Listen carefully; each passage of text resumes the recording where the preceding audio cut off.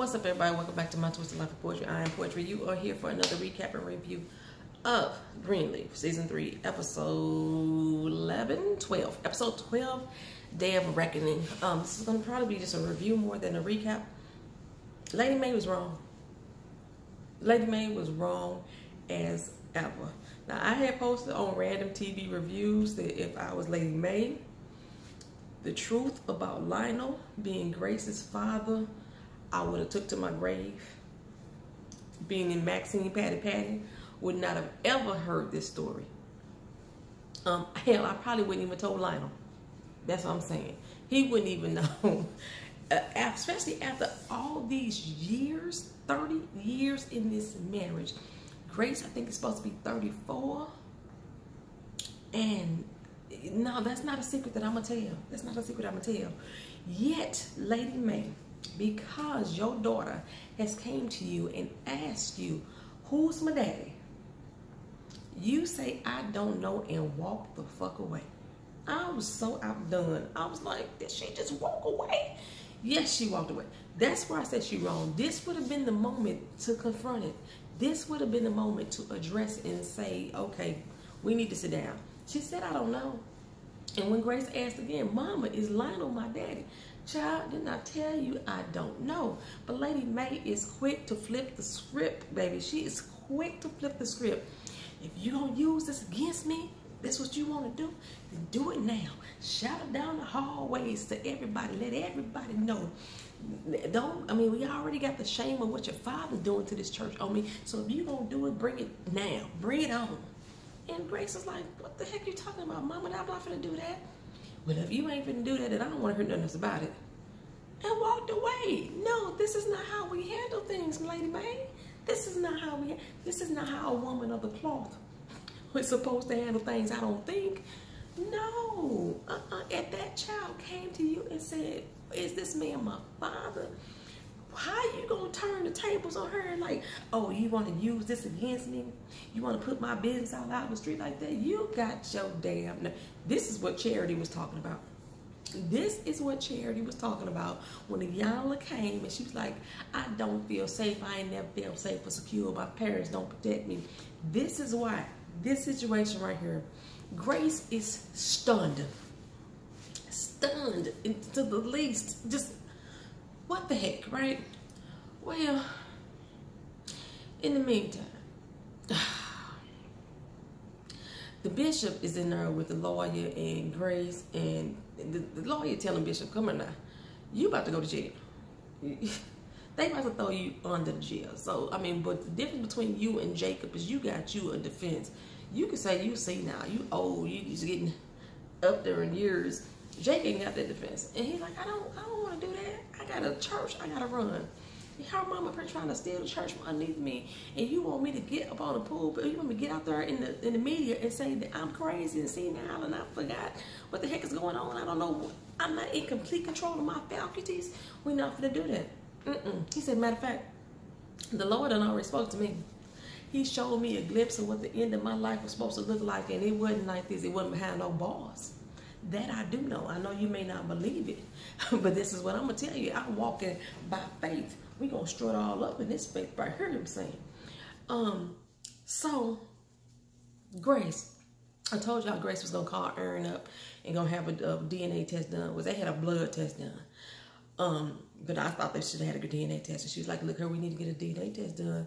And but I want you to keep keep it hush hush, keep it on low from Kevin right now, because we don't need this to get out there, and I don't know the truth yet. Well, Aaron told Kevin. Somebody in the comment section, I don't know who channel was I on. Either I was on Ashley Miller's channel or I was on Bonnie's channel. Somebody in the comment section, it might have been Badu that said it. Said Aaron been snitching since day one. Remember he told about the divorce before Charity even said that she was getting divorced. Aaron been snitching since day one, so you knew he wasn't going to hold water in a bucket. You knew he was not going to hold water in the bucket. And I'm quite sure that Kevin is going to mention something to Charity. I'm quite sure he will. But Aaron thinks that he's going to keep it on the low. Well, Jacob is still trying to reach out to Tasha. She ain't answering. Kerissa's still in her feelings. She's still mad. Like, who you really worried about? You worried about me? You worried about the church? Or you worried about her? I'm worried about us. Woman, what are you talking about? And Tasha, why you keep saying it? Because you love her. I don't love her. You do. Because you know how I know you love her? Because you ain't hugging me or asking me how I'm feeling about this whole situation one doggone time since you've been home. You ain't cared or worried an inkling about me. Our doggone daughter done ran off to Never Never Land, and it's all you worried about is whether or not Tasha is going to save you. Well, freaking woman, Tasha is the only thing that can save us now. Even Grace and the lawyer said that they're going to have to turn Tasha in order for them to make this work. She ain't trying to hear it. She ain't trying to hear it. Kerissa in her feelings. Oh, somebody said Kerissa had a hard face. I don't know, was that Lady Nika that said that she had a hard face?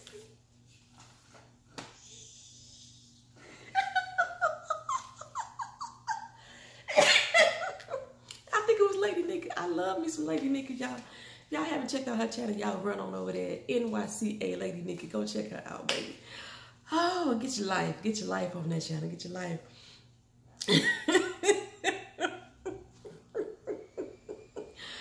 Oh, my goodness, well. Of course, you know, Connie is still trying to get the new pastor to take over the church, you know. She brought in Phil from H&H Harmony and helping all that stuff, church. And, you know, he bragging on the fact that, yeah, we got 100 churches nationwide. What church? Y'all know got 100 churches nationwide. Is it a collective? Is this like, you know, the H&H is like the Church of God in Christ and we got 1,000 Church of God in Christ worldwide? Or is it just helping harmonies? Got 100 churches. We're about to open one up in Korea next. Damn, okay. That man though that's playing Phil, I think he's such a handsome man. I forgot what TV series he used to be on. I just always thought he was such a handsome dude. I love the sound of his voice. He has such a heavy tone that sits right here in the center of his chest when he speaks. Bishop walked away and he said, yeah, that man looked like a man who know his days are numbered. I said, well.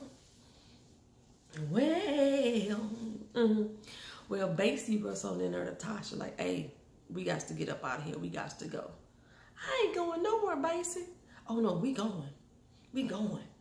His mind is flipped because he thinking, okay, you love Jacob. You want to stay here and be with him. But you going with me. We're going to have us a good life together. I'm going to buy us a house, a car, a couple bottles, going to pop some champagne. This is what we going to do. Me, you, and Ro. He wasn't saying bro last week. He was saying Ro. Me, you, and Ro. We going to do that there, right? He was like, where the money at that you supposed to be giving me, bro? It's right here. She put out this little silver briefcase. What you doing with that money, basically? I'm going to take this and I'm going to do the final thing. Get all the final things we need. We're going to cross that border to Mexico. That's not what this money was supposed to be for. He's supposed to be paying the bookie up in New Jersey with that money, basically. Look, I'm going to do what I got to do. You just let me do what I got to do. Right. So Rochelle's like, okay, you need to go in there and pack like Basie said. Basically left out. She's like, I ain't going nowhere. I said, get your ass in there and pack. When she told her that, I was like, she sounded like a mama already. Go on, Rochelle. Go. I'm telling you, I am telling you, Latoya Luckett is playing the hell out of this role. She playing that role, baby. Well, Zora. Such an uneventful storyline for Zora. She basically being, you know, old fake ass Miguel's everything. And now she want to get paid. You know, you treat me like I'm, you know, an extra. You pay me like I'm an extra. That's basically what she's saying. He like, well, maybe I'll talk to the label about that. Whatever. Well, he told her to pack her shit, his stuff. He was going on tour. I'm packing for you now. You packing for your man. She said, I need a title. You know, you're my girl. No, I'm a real title. I need a title, a paid title. Well, you knew doggone well he wasn't gonna do that. So when he got ready to leave, you know, she had her bag. She was rolling out the door with him. I'm about to go. He's like, no, we going. No, I'm going. I'm going back to Memphis. It seemed like they kind of softened up on his abusive nature at first. It just made him just controlling. But she was like, "Nah, I'm leaving." But she was real. She was, real talking back to him about everything that was wrong with him. And I guess she ain't going to that interview at Spelman because she going back home. I get to yawn. It's late at night. She said she's going back home, and so he slammed the door and said, "No, you ain't going nowhere." She was like, "Boy, if you don't move on my doggone way." He's like, "You gonna have to go through me," or something like that. So she tried to move him. He picked her up by her neck and slammed her on that table. I was like, "Ooh, did he slam her like that? Choke her out, choke her out." This is what we talking about, Zora. But Zora got a good knock in and, knocked him off of her, knocked him down. Got a little fight back in her.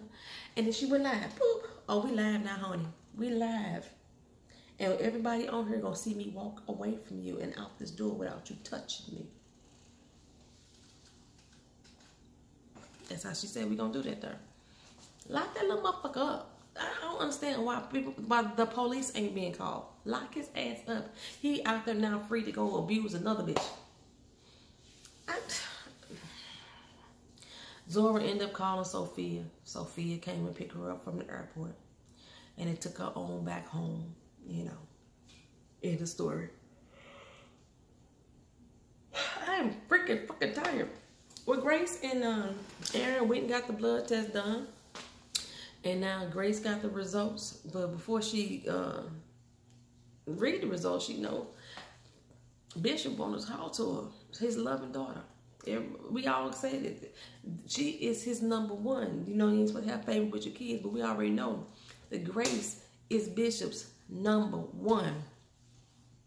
So he got to let her know that. And he's so thankful for all she's done. Because when he was being young, blind, and stupid, Grace stood by and fought for the family. Grace always has done that. Grace is the Charlie of this show. Now how Charlie is for Queen Sugar, she's the Captain Saberho. That's how Grace is for this show too.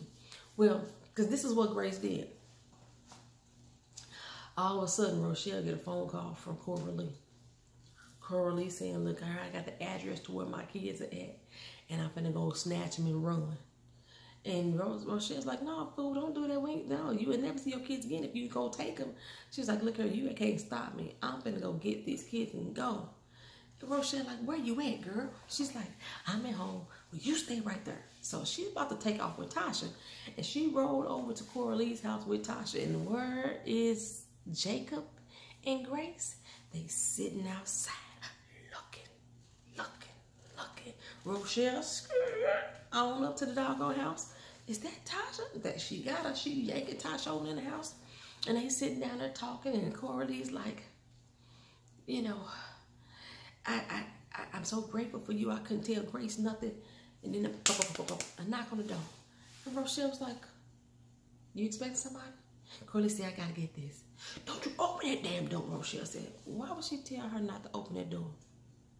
Why would she tell that? Well, in come Grace and Jacob. Boom, boom, boom. Oh, Rochelle got upset. I know this little nasty wench didn't call them and tell on me. This is not what you did. You were a whole lying, murdering thief of a woman, whatever. She told Grace that she ain't shit as a person. You would say, "At least I know I'm a sinner." You keep acting like you a doggone saint. Your ass gonna be right there burning in hell with me. And Grace is like, "Fuck you, I don't know what you're talking about." She ain't cuss, but that's how I cuss, so that's what we're gonna do. Tasha's like, she's safe in Jacob's. "Oh, Tasha, you all right?" "I'm all right, Jacob." "You're ready to talk to the FBI?" "I was ready to talk to the FBI, Jacob." "Yes, I will." And so Rochelle said to Grace, "Don't think I don't know what you did down in Phoenix."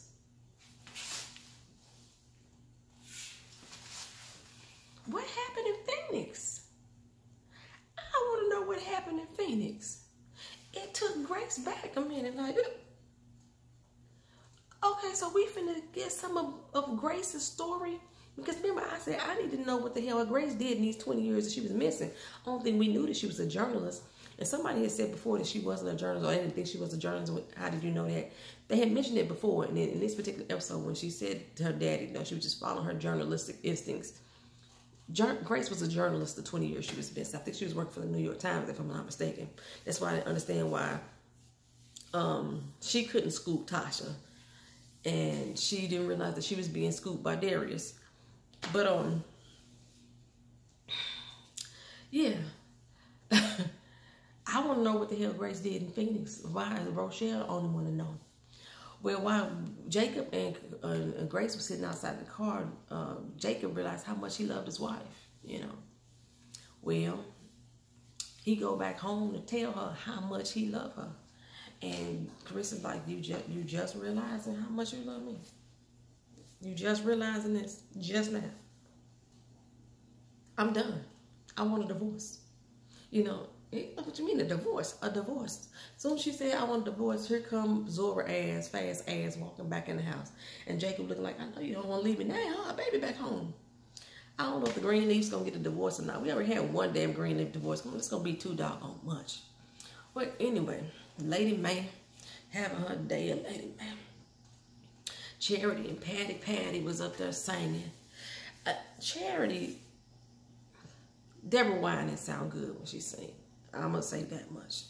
I do not think that the Calvary Choir is any doggone good, though. They weak. They don't fill me with the spirit. They don't move me. They don't give me no praise. I don't even like praise dancers, for real.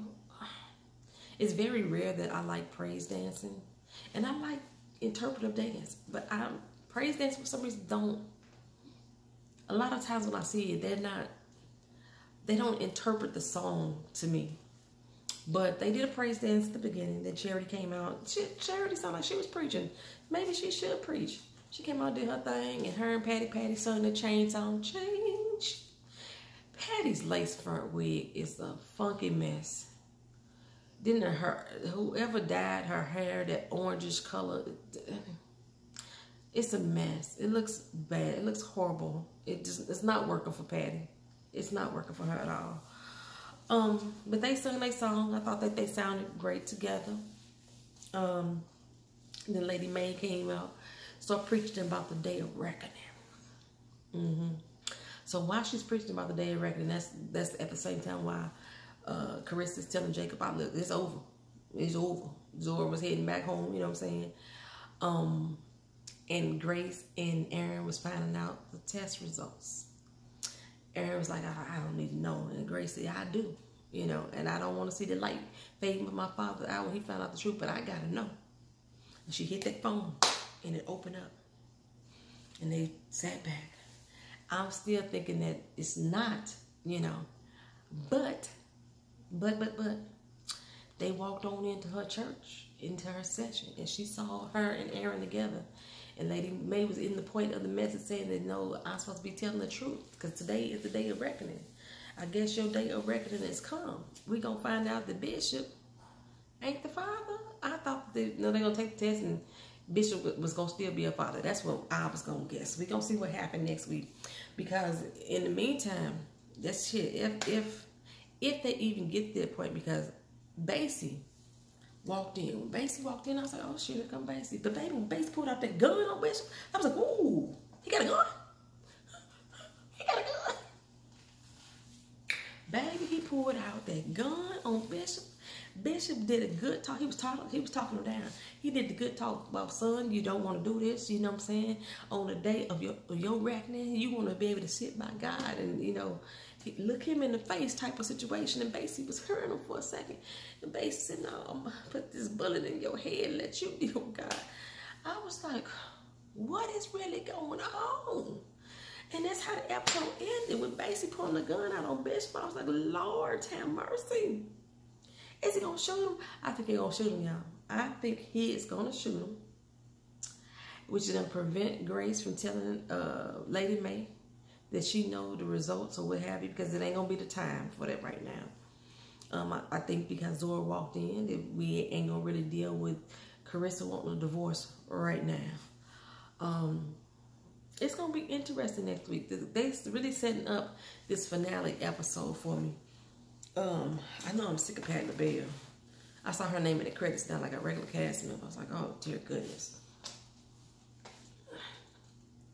I'm sick of Patty. But that was just like a quick little rundown of what happened on this week's episode of Greenleaf, the Day of Reckoning. Y'all let me know what y'all thought. If I missed anything that's really important I should have really dived into. Tasha's still alive and safe, and she talking to the FBI. I thought Basie should have heard her. I mean, if I was Basie, I would have heard her. And somebody, who else said this? Lynette on Random TV Review said she was worried about Calvary because people just be walking up into the church, and as you see, they don't have no security, no guards or whatever, no armors or whatever. And you see on this particular episode, Lady Mae having her thing. Y'all realize her billboards was just as big as the bishop's swear of her face. But no, she having her little session going on, and Basie just walk on up in there with a gun in hand. Put it on the bishop. Peace be still. All right, y'all. Y'all have a great night. Thank you for watching. Like, comment, share, and subscribe. Peace.